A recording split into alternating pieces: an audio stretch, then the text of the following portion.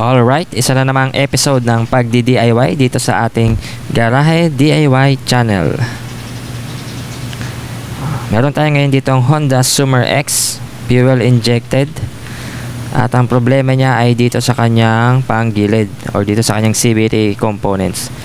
Dahil tuwing umaarangkada tong motor na to ay nagkakaroon ng kakaibang sounds, yung parang humihiyaw. Kaya tara pakinggan natin, paandarin natin at nang malaman natin yung tunog na sinasabi ko.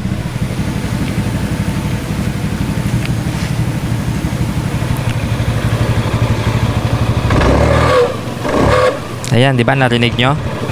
Yung malakas na tunog tuwing umaarangkada. Subukan din nating paandarin ng tanggal na yung kanya mga CVT cover.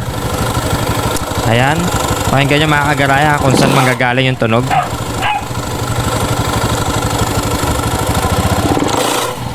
Nakikisabay pa itong aso na to. Ayun nga, parang sa tingin ko dito nanggagaling yung tunog sa kanyang mga torque drive, sa kanyang clutch assembly at dito sa clutch bell. Parang dyan nanggagaling tunog tuwing umarangkada tayo. Ayun, gumagasgas siya. Kaya wag na nating patagalin, baksin na natin itong mga parts na to.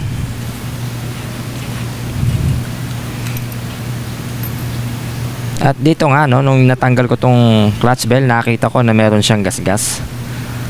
Kaya nakita ko na agad siguro dito yung problema. So pagtingin ko nga dito sa kanyang clutch assembly ay wala na ang kanyang mga clutch lining. At ayan, may gasgas na doon sa pinakabakal na kabitan ng clutch lining. Ayan, 3 clutch lining ang wala. Grabe ang nangyari dito. At itong ating clutch bell nagasgas na dahil nga yung pinakabakal na ng clutch assembly ang tumatakayo dito sa ating clutch bell. So okay din dahil parang nagkaroon na ng regroup. Pwedeng pang racing na tong clutch bell natin. Joke lang yun. So ayan yung problema kung bakit nagkakaroon ng ingay tuwing umaarangkada yung ating motor. So okay, so i-check na rin natin yung ibang parts nitong CVT component. Check natin itong belt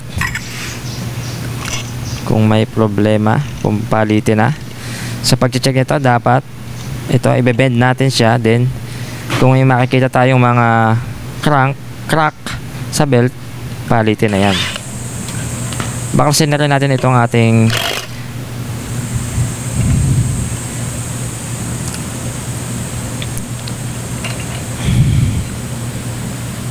drive paste. Ayan. Ayan na nga, parang na-stack up itong ating drive paste. Mahirap na siyang alisin. Parang may mga namuong kalawang dito sa ating ngipin ng drive paste. Kaya isprayan ko ito ng WD-40 para ma-penetrate yung kalawang. Tapos saka natin alug-alugin to. Hindi natin dapat pukpukin to dahil baka mabasag pa itong drive paste. Nagdag gastos pa. Daan-daan lang, matitinag yan ng WD-40.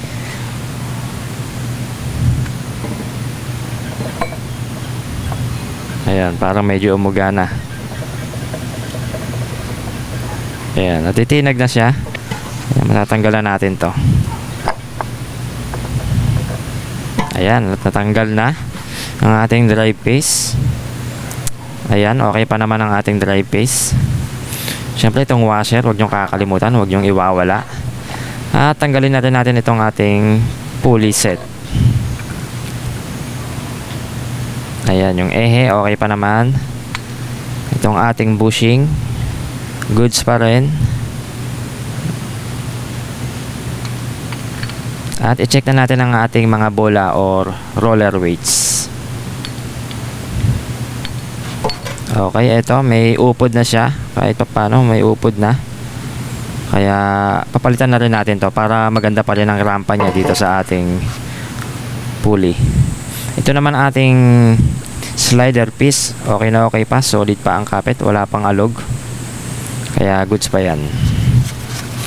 Okay, lilinisin ko na itong ating CVT crankcase at pati yung mga CVT parts. And then bibili ako ng mga pyesa. So ang mga kailangan biling pyesa ay belt, bola, at saka yun nga yung clutch assembly. Yung clutch bell saka na raw bibili yung may-ari. Wala pa raw kasi siyang budget. Pwede pa naman yung magamit. At eto na nga, nalinisan natin yung mga parts. Ayan. Ngayon naman ay babaklasin ko itong ating torque drive. Paghihiwalayin ko yung male torque drive sa female torque drive. Saka para magrasa na rin, marigris. Para mapaghiwalayan, tatanggalin muna natin itong pinakatakip na to. Kanyang pinaka harang sa kanyang lock at humahold sa mga grasa. Ayan, hihiklatin lang naman yan, tapos may aangat na natin yan.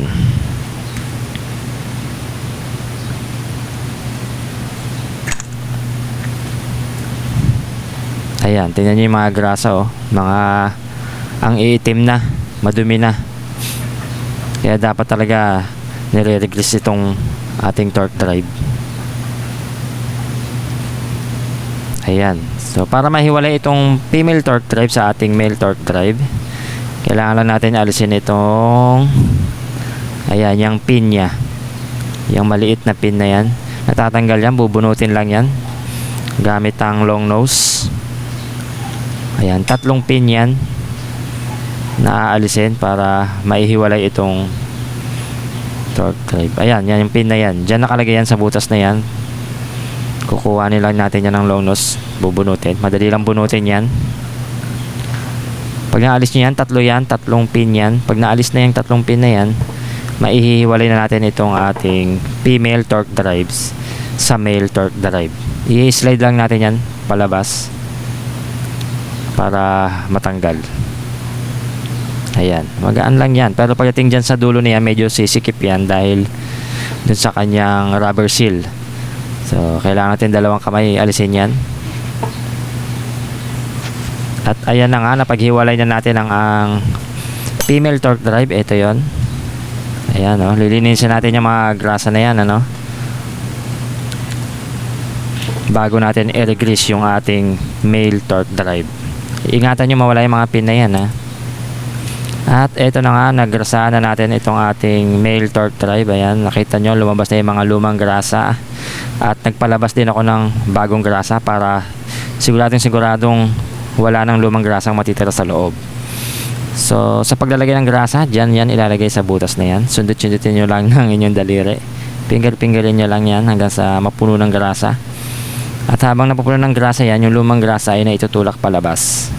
Kaya mapapalitan natin yung lumang grasa na puro na ng mga purong bagong grasa tulad yan, no? Ayan. So pag lumabas na yung lumang grasa na yan, napalabas nyo na lahat, punasan nyo na yung mga excess na grasa na yan.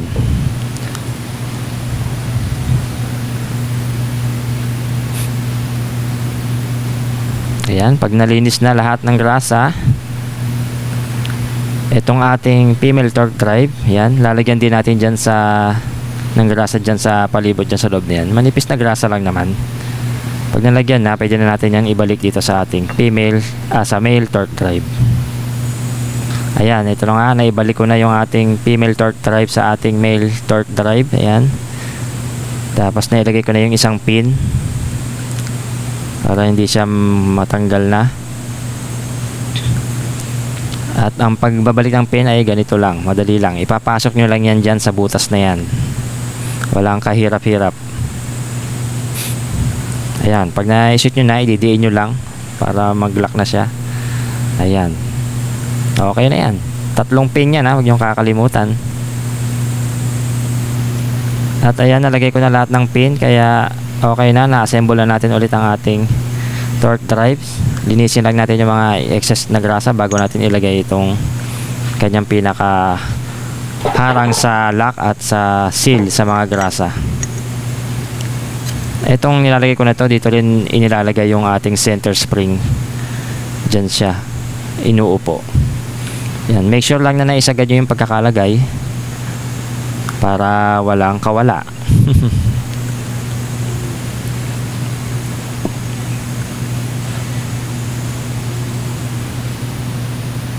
Okay, ito at gumabi na nga. Ito na yung ating bagong belt. Ginabi na ako pero tatapusin ko pa rin ito. Ito yung bola. At ito yung ating clutch lining. Hindi ito yung bago. Ito pa rin yung dating clutch lining. Pinariban ko lang kasi wala akong mabili dito na assembly. Kaya pinariban ko na lang. Okay naman, parang original pa rin. At ang paglalagay ng clutch lining, syempre ito, uunahin muna natin ilagay itong center spring. Ayan, huwag nyo kakalimutan yung mga center spring seat na yan.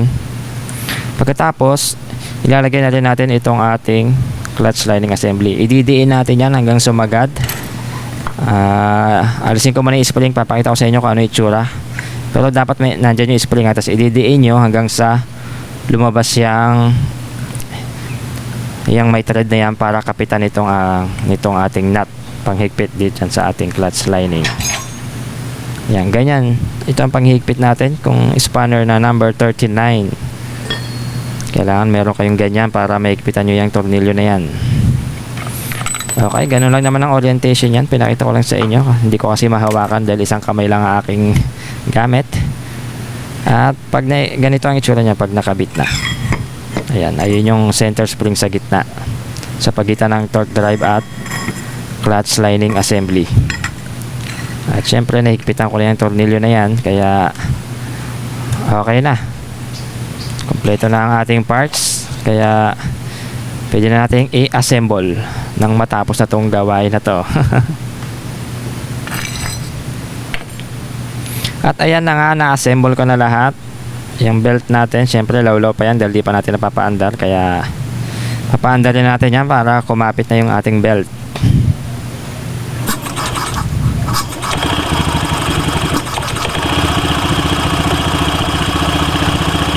At syempre testingin natin kung nandyan pa yung kanyang ingay tuwing umarangkada ang ating motor. At ayan, problem solved mga kagaray. Wala na yung hiyaw. Oh, tingnan mo, grabe. Muntik pa akong i-sad-sad ditong motor na to. Sobrang kapit ng bagong clutch lining. Hindi ko mapigilan. Okay, kabitan natin muna yung mga cover nya at saka testingin natin ulit. At ito na nga, naikabit na yung cover. All sets na, kaya testing ulit natin ulit kung wala na talaga yung tunog.